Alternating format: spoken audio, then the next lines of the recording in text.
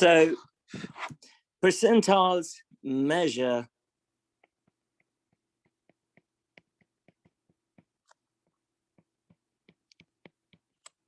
the position of a data point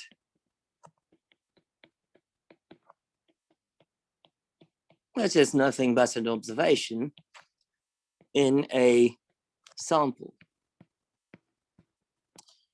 Now, what do we mean by that? Well,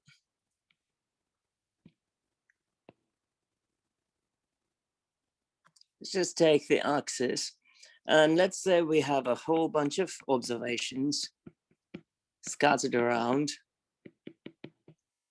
and that would form our sample. Each dot would represent an observation. And let's say that number is 2, and that number is 12.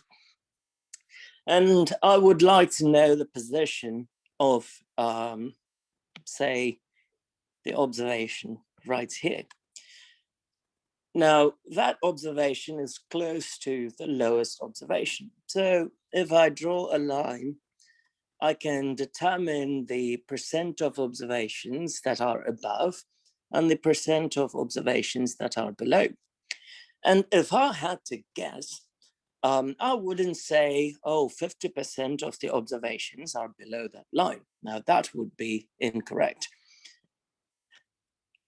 If I said, oh, 30% of the observations would be below that line, well, that would be incorrect also. How about 5% or maybe approximately 10% would lie below that observation or that line? So that seems reasonable because the majority of the observations are right here. And a minority is below that line or that observation. So since approximately 10% lies below that observation right here, we can say that that is P10. P10 is nothing but the 10th percentile. So what does the 10th percentile mean? It simply means 10% of the observations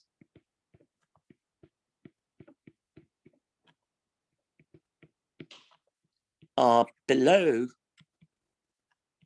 P10 and 90% of the observations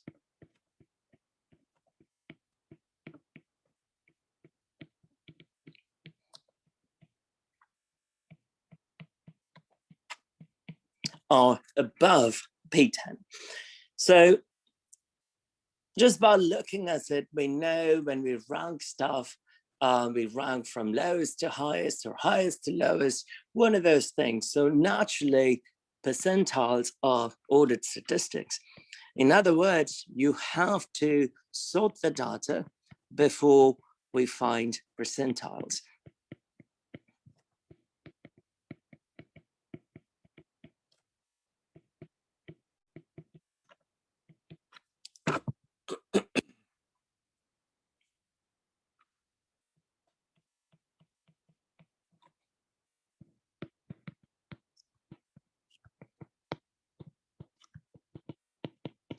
So we usually put it in ascending order. As you can see from my picture, the dots go from 2 all the way up to 12 in ascending order. So percentiles naturally are ordered statistics. So to extend the definition, we can define the kth percentile. It's usually denoted by pk.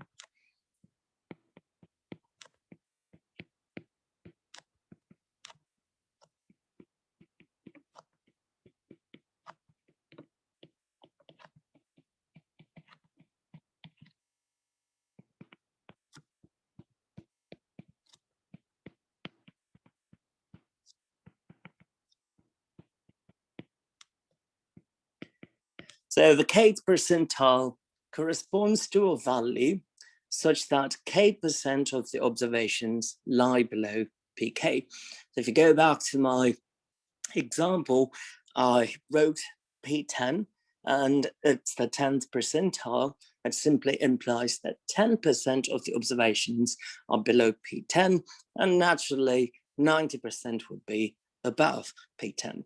So how do we go about computing a percentile? It involves a few steps.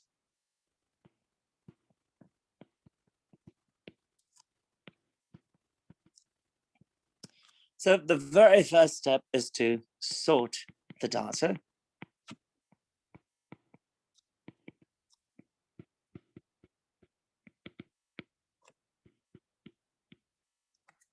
The next step is to find the locator. I'll just call it a number L. L is simply K% of N. And what does L tell you? L tells you the position of PK in the sorted data. We have to pay close attention to that part right there and what L is. L gives you the position of PK. L is not the kth percentile. It is the position of the kth percentile in the sorted data. So we would find K% of N, but then again, when we find percentage of the sample size, we might end up getting a decimal value. So what do we do when we have a decimal value?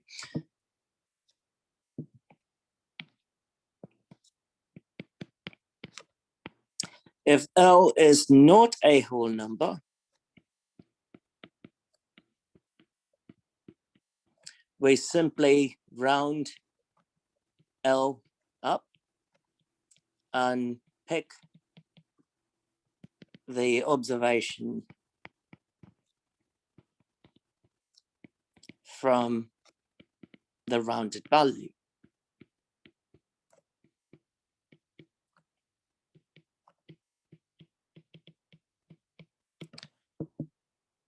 But if L is a whole number,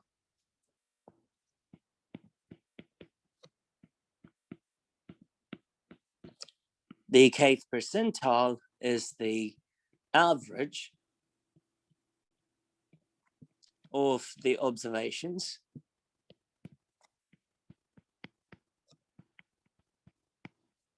in position L and L+1.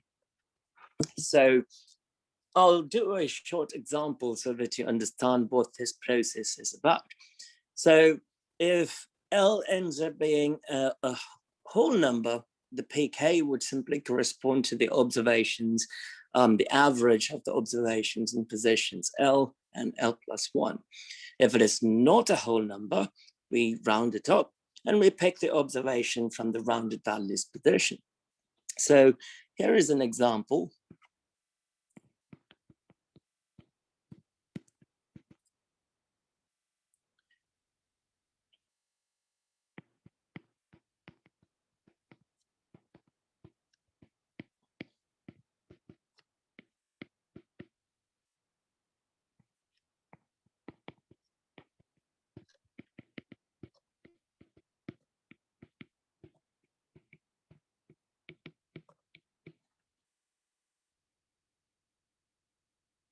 So we have 9 observations in this sample. It's a very small sample, and I put them in order already.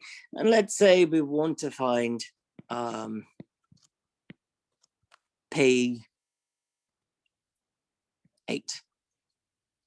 or P80. So the first step is to do 80% of the sample size, N, which is 9. Remember, I'm skipping step A, because I already have the data in ascending order. So I'm directly jumping to 80% of 9, which is the sample size, that gives me 7.2. And I'm going to round up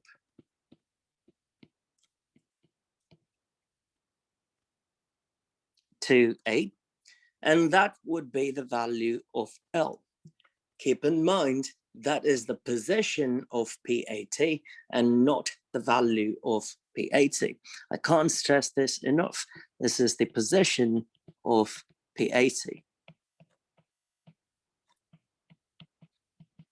and not its value. So in the sorted data, we're going to pick the 8th observation. And from the data, we can see that the 8th observation is 3.2. So P80 in this case is 3.2. And this is a very small sample, and this is just an approximation. So we can't simply say that this is the most accurate percentile, but a small sample like this, this is just an approximation. Now, let's take another sample.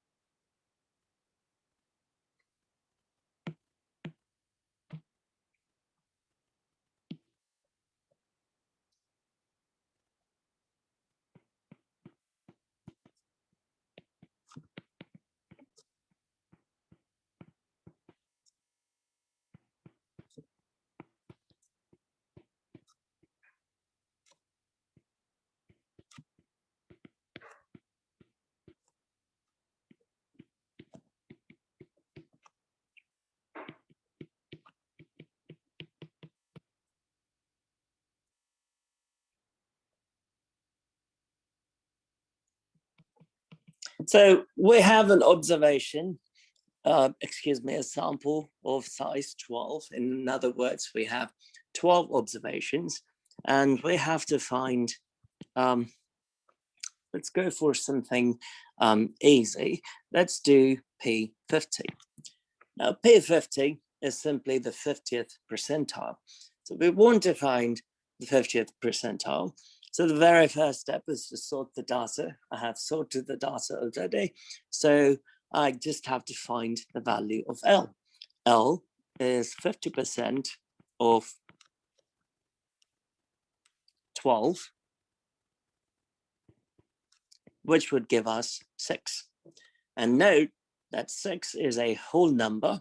And since that is a whole number, we're going to take the average of the observation in the 6th position and the 6th plus 1st position, which is the 7th position.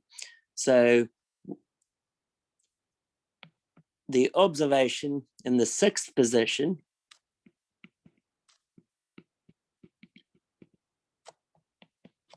that is the 7th position. So that would be L plus 1, and that is L. So the value would simply be 99 plus 99 divided by 2, we get 99. So since L is a whole number, we take this approach. If L is not a whole number, then we do the process that we did in the previous problem. And we've got to keep in mind that we always round up if L is not a whole number. So we did P50, but P50 is actually a measure of center. So what do I mean by that? So we have our sample here.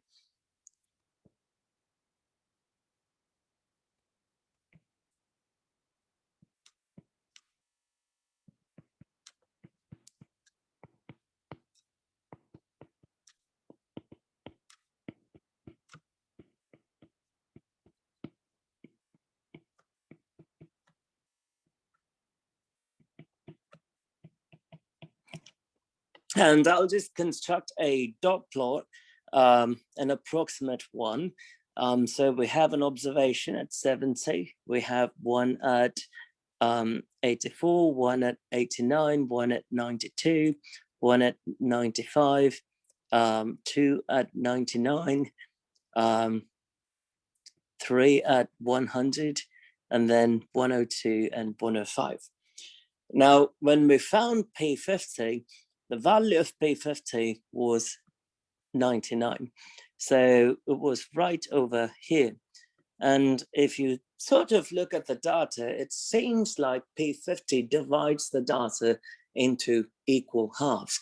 So P50 is nothing but the median of the data.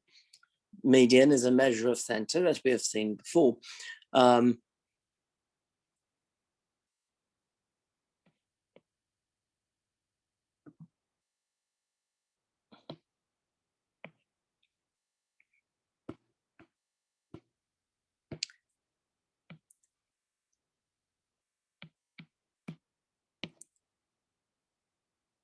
So we had P50 there, and that is the median. And you can see 6 observations are above the line, 6 below. So that is the 50th percentile. In other words, 50% of the data lies below P50 and 50% lies above P50. Now, if we want to find P25, P25 must split the lower half of the data into 2. So that would simply be the average of 89 and 92. So we simply take 89 plus 92 divided by 2. That would be P25.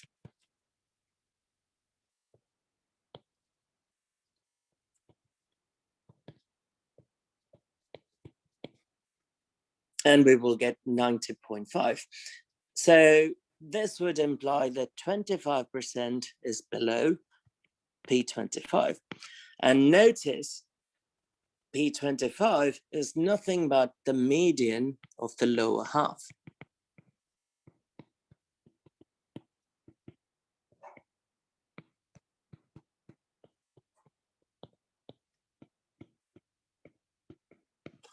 In a similar manner, I could go to the upper half of the data and find the median of the upper half.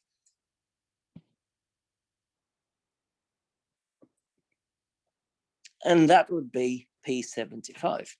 P75 is the median of the upper half, and that seems to be the average of the number on the left and the number on the right of the green dotted line.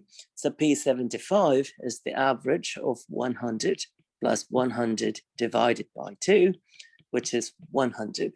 And P75 is nothing but the median of the upper half of the sample. So in practice, people typically go for P25, P50, and P75, but we can pretty much find any percentile using a calculator or a computer, and percentiles become more accurate as the sample size increases. So we want to explain the meaning of the percentiles that we see here. So part A, the 15th percentile of the head circumference of males 3 to 5 months of age is 41.0 centimeters. Now, how would we interpret that percentile? So according to the sample, P15, which is the 15th percentile, is 41.0 centimeters. So this would simply mean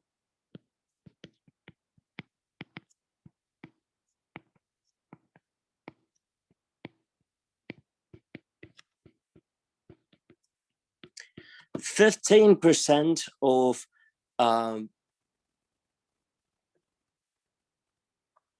males of 3 to 5 months old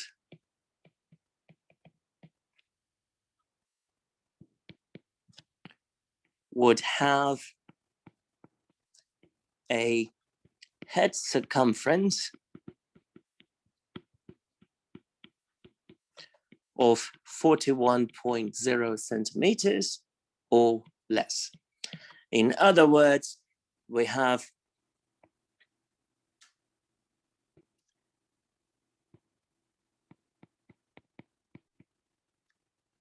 P15 right there. So 15% of the heights or circumferences would be less than 41, and 85% would be greater than 41%.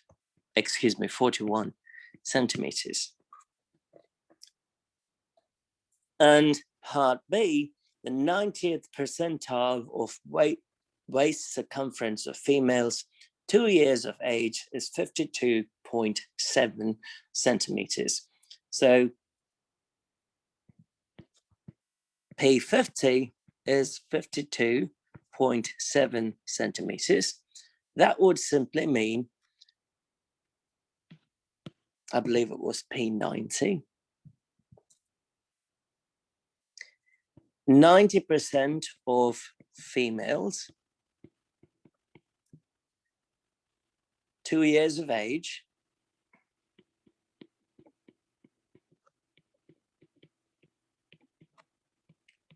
would have a waist circumference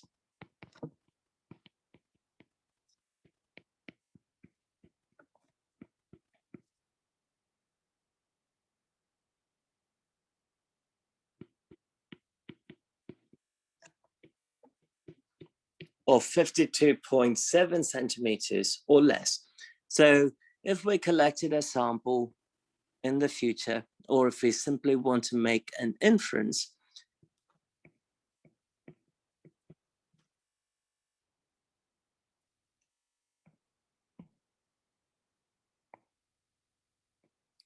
%90 of them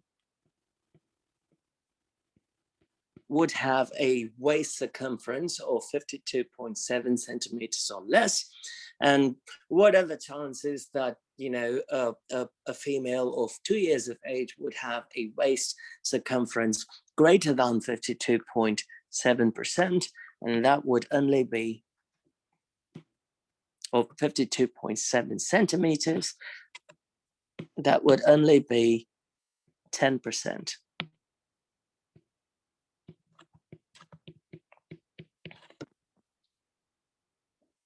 And in part C, I don't know if you guys know anthropometry. It's a science that involves the measurement of human body of all ages and how things change over time. It is like measuring your kid at home as they grow, and pretty much everyone is an anthropometrist if you think about it, because we do it all the time.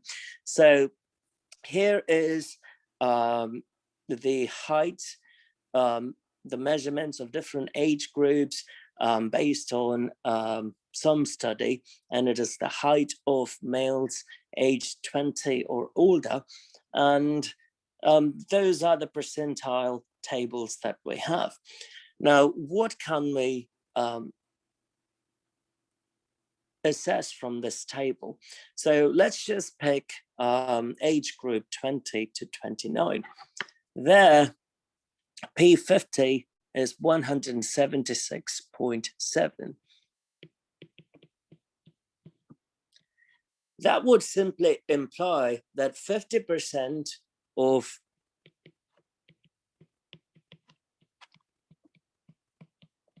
of 20 to 29-year-old males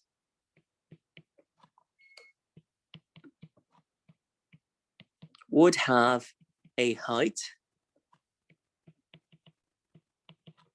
of 176.7 centimeters or less. Now, we could extend the same to 179.4 in 80 or older, and this time it is P90.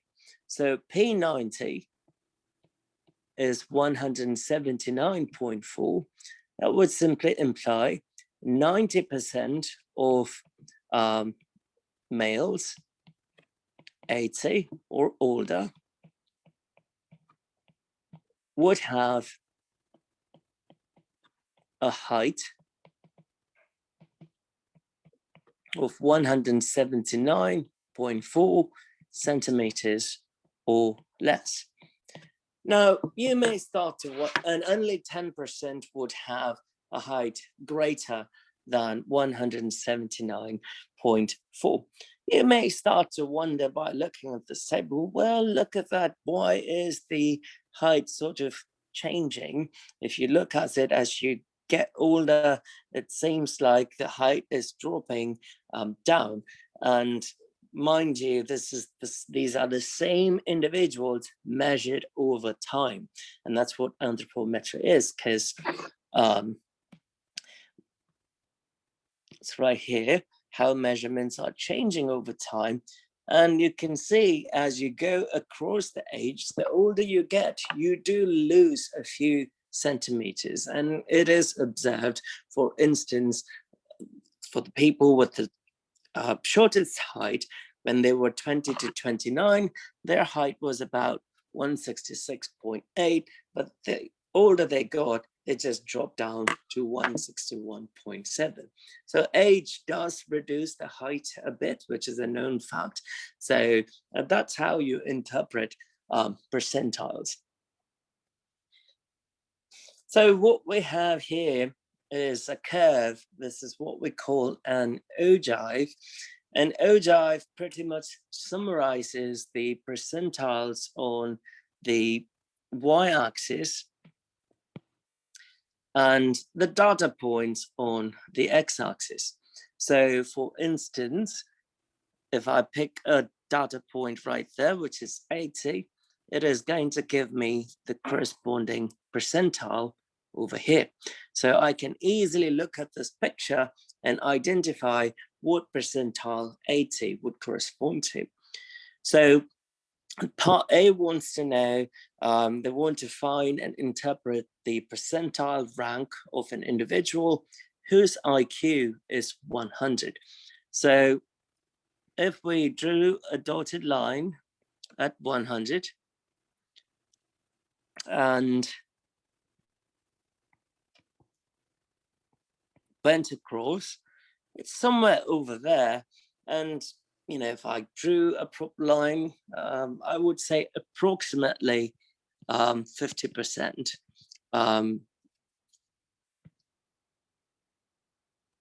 Or 50th, that is P50. It's just an approximation. So the graph is not drawn proper to scale.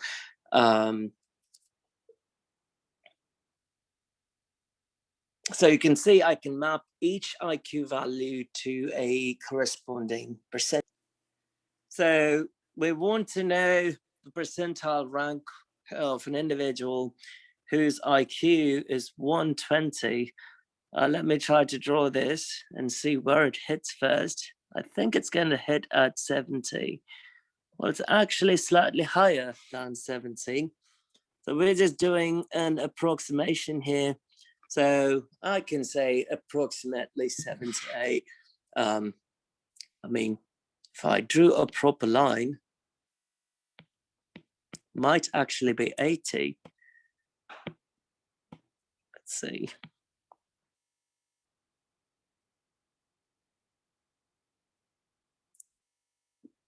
I think that is a straight line.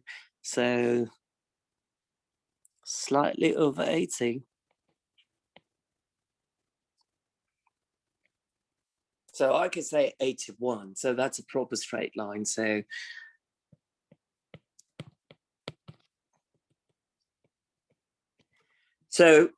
P81. Now, how would we interpret each of these values?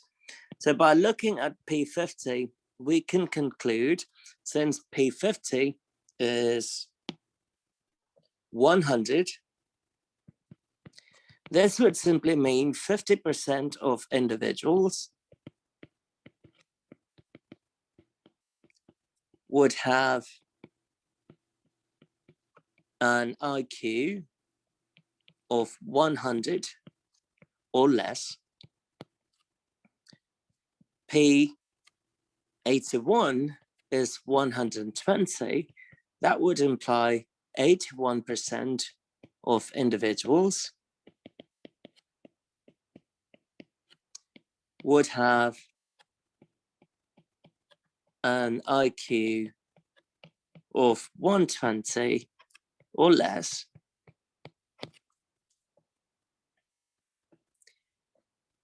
And we can extend this to any number of percentiles because we have a nice little ogive here. Now, part C is slightly different from A and B. In A and B, we found a percentile corresponding to an IQ. Here, we are going to look at things in reverse. So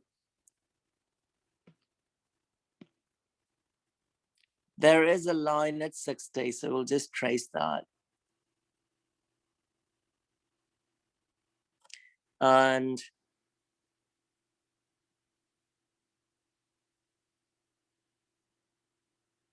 that looks like a straight line to me.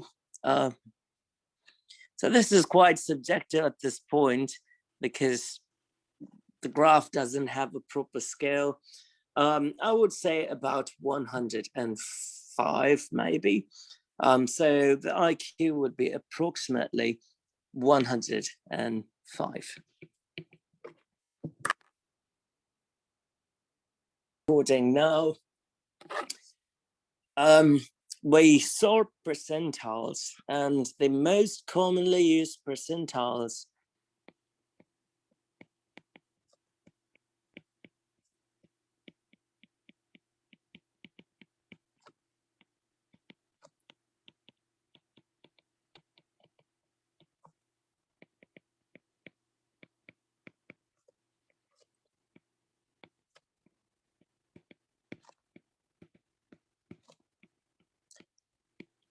are simply P25, P50, and P75.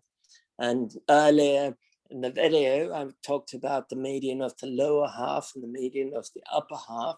The reason I brought that up is because of the percentiles, which simply gives us observations at every single quarter when you put the data in ascending order.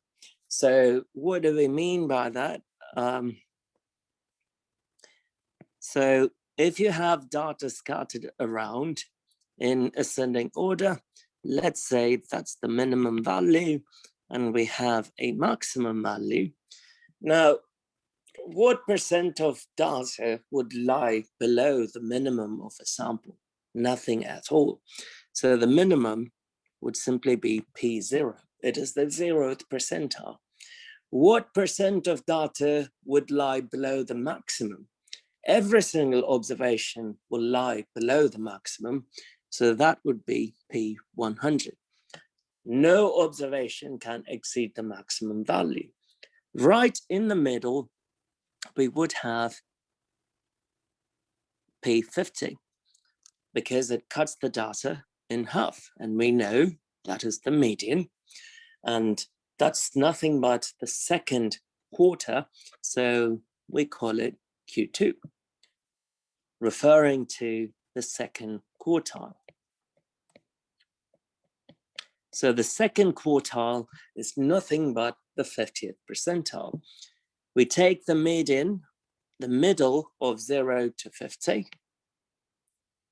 perhaps right there, and that would be P25. It's Q1. It's the first quartile. And we take the middle of the upper quarter between 50 and 100. So that would be P75. That's Q3. It's the third quartile.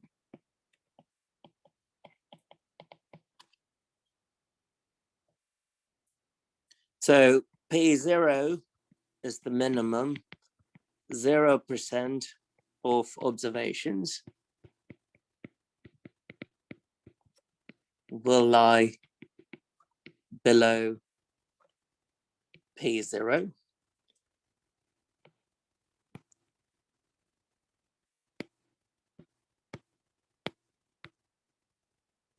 Next is P25, which would simply be Q1. And 25% of the observations would lie below P25.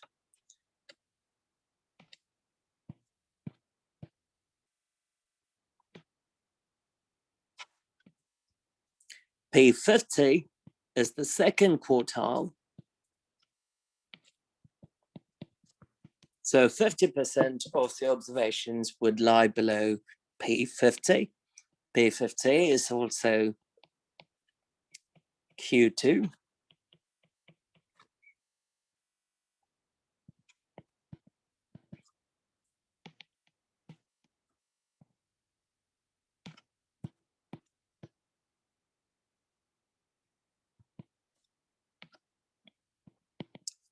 P75 is Q3. 75% of observations would lie below Q3.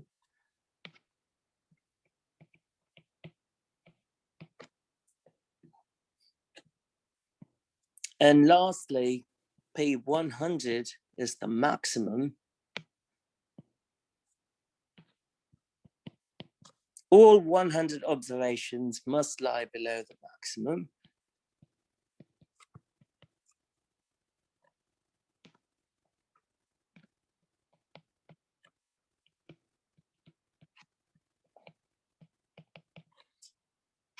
So by looking at the data, we've looked at standard deviation earlier, which is a measure of this, which measures variation or spread.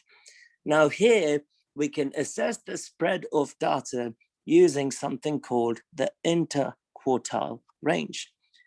It is the distance between the first and the third quartiles.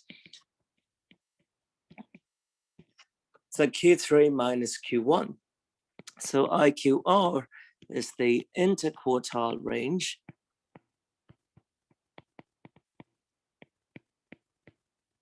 It is simply Q3 minus Q1. And interquartile range is a measure of dispersion.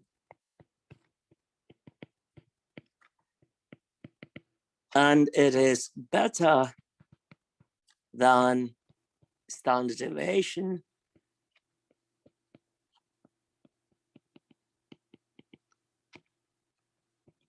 because it is not affected by outliers.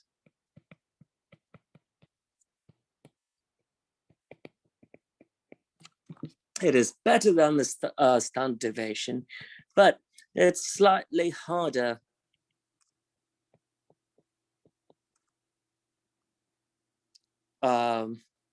in theory, in the sense to do certain, theoretical stuff. Interquartile range becomes harder when compared to standard deviation.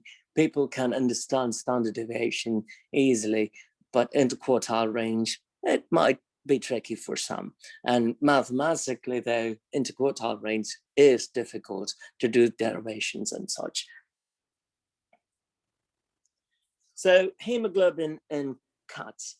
So the following data represent the hemoglobin content in grams per deciliter for 20 randomly selected cuts.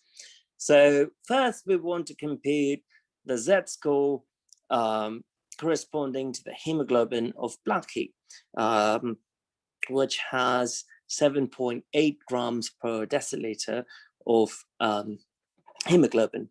So we would need a calculator. A calculator could do pretty much everything for us in a problem like this.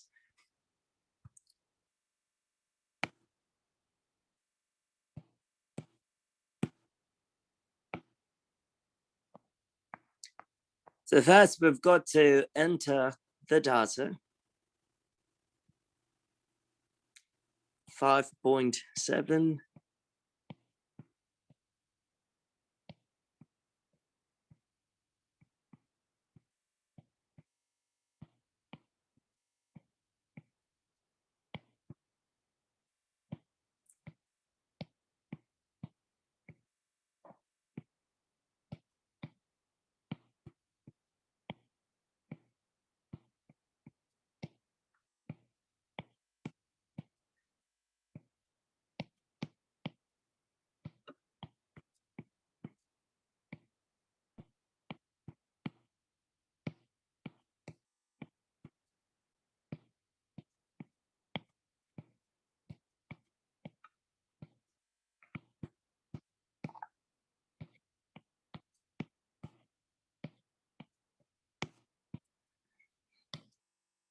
Okay, let's just check the data. It's better to be safe than sorry.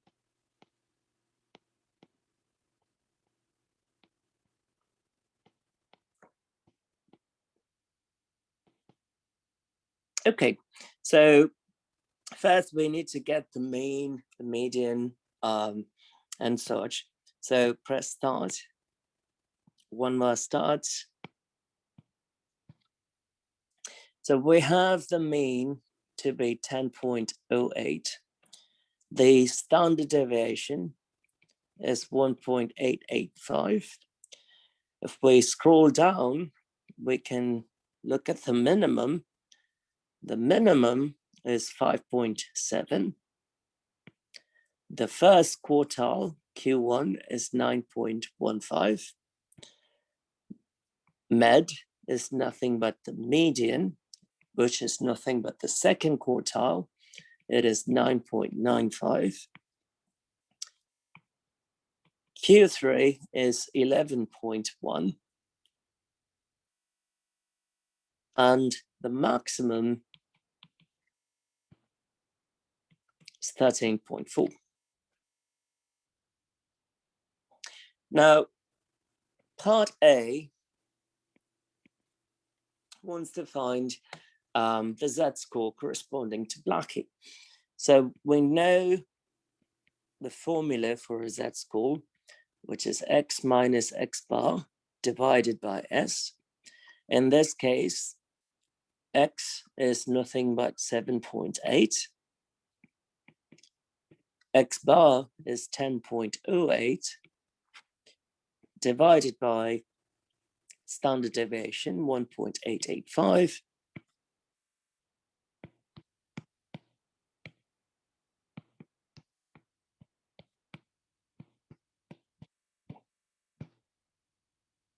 We get negative 1.209.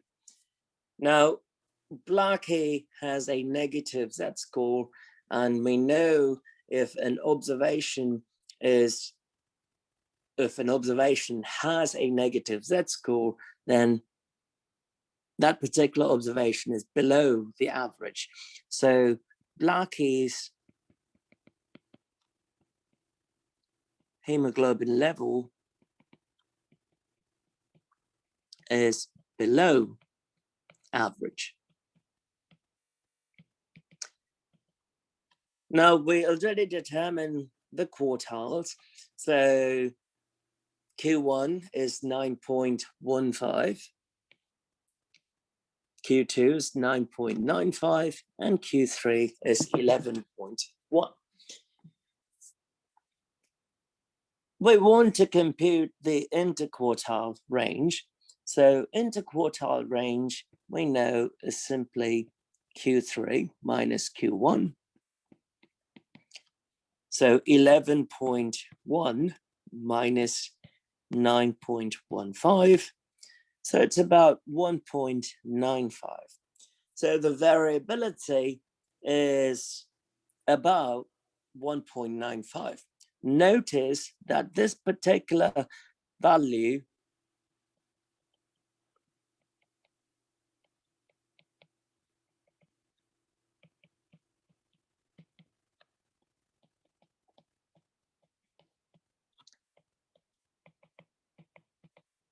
is closer to the standard deviation, which is an indicator that there may not be any outliers. So that's how we're going to lead into part D. So it says determine the lower and upper fences. Now, what do they mean by that? So part D is about outlier detection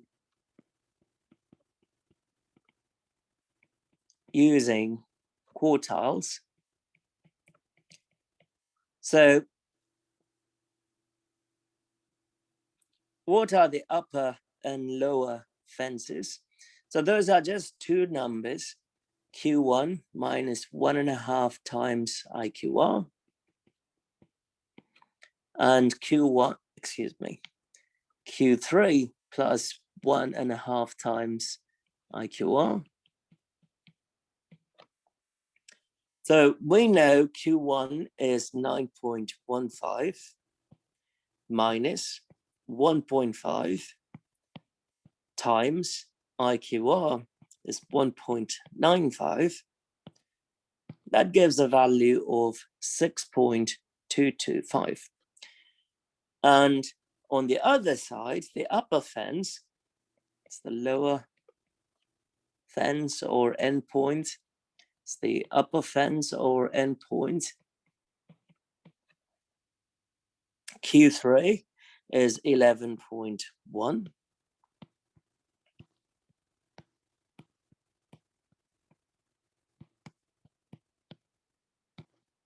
That gives me 14.025.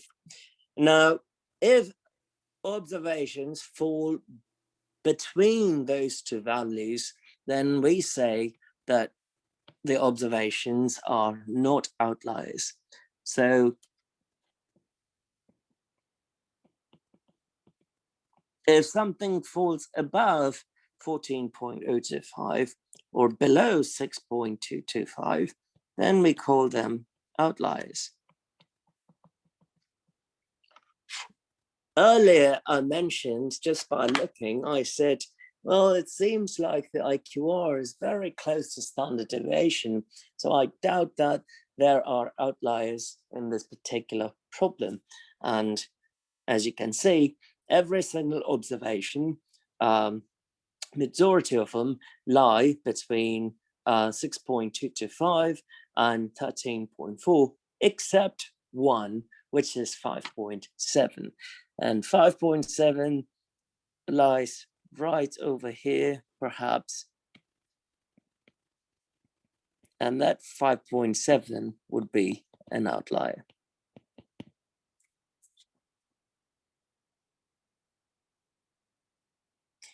So here we have a set of daily charges, and we want to determine a daily charge which would help us identify if a charge is fraudulent or not. In other words, if it exceeds a certain amount, we would call it a fraudulent charge and contact the customer.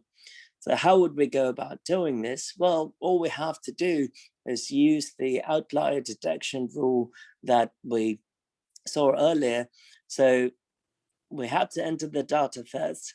Prior to that, I'm going to clear my list because I have data in there. So I'm going to select number 4, list 1, clear all the data. Go back to start, 1.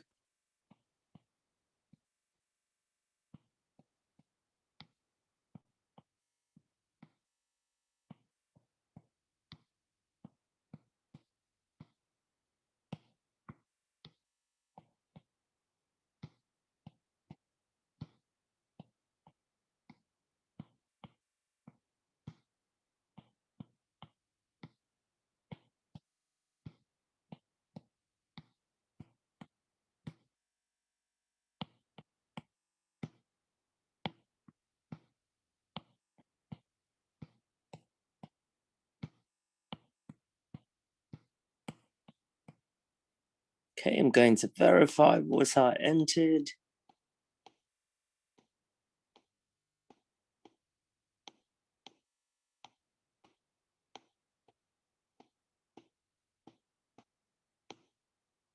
Okay. Start over to calc, one variable statistics on list 1. And I get that information. So X bar is the average. So on average, the daily charge is $111.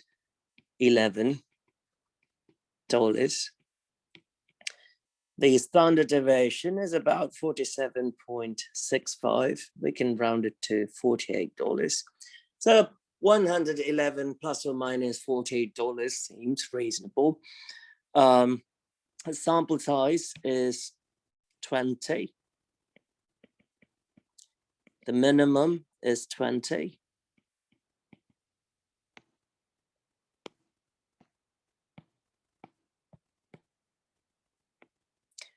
The first quartile is 84. Second quartile is 106. Third quartile is 138. Maximum is 212.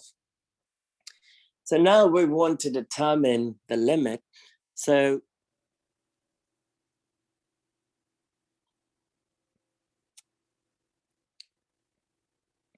the lower endpoint is Q1 minus 1.5 times IQR. The upper endpoint is Q3 plus 1.5 times IQR. So if the daily charges lie between these two values, then we would say it's a reasonably usual charge. But if it exceeds that amount, then it's an unusual or a fraudulent charge.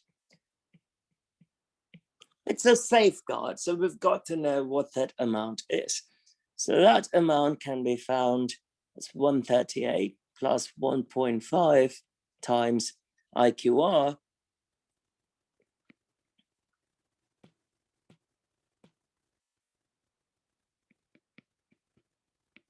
It's Q3 minus Q1.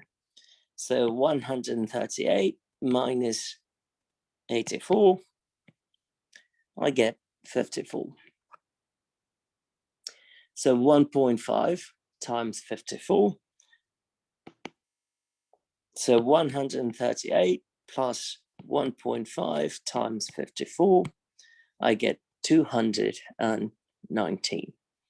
So if a charge exceeds $219,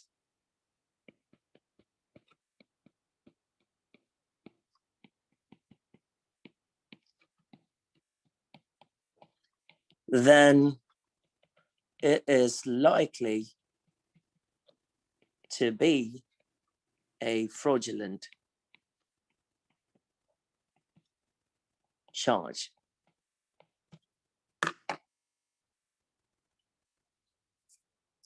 So first step was, as always, we've got to enter the data.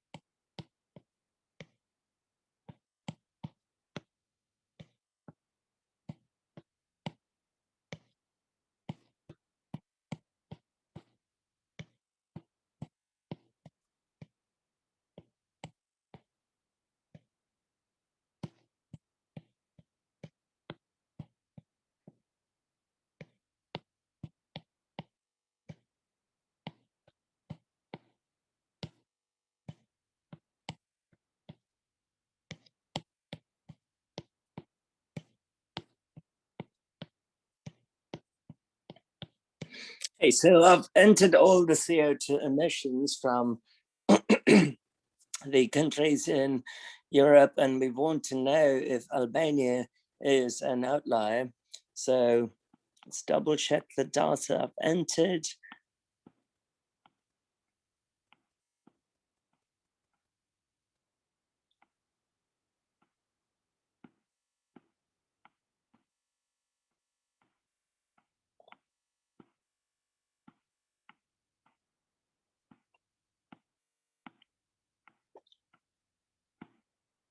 Okay, So second mode to exit. And we get an average of 13.19. The standard deviation is 26.565. The sample size is 34. The minimum value is 1.31.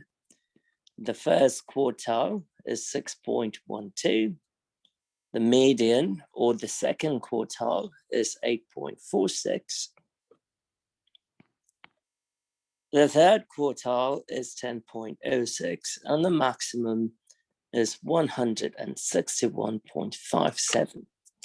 Now, naturally, here we are only interested in the lower bound. So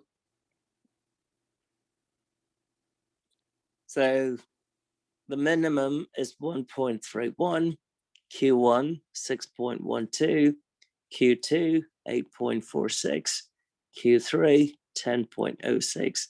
Maximum is somewhere all the way down there, 161.57. So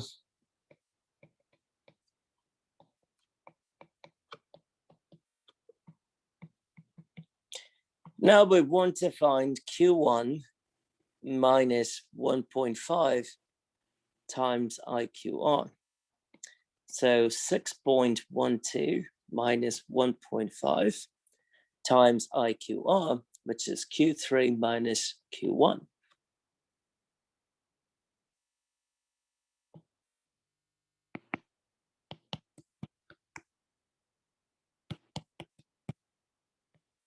So IQR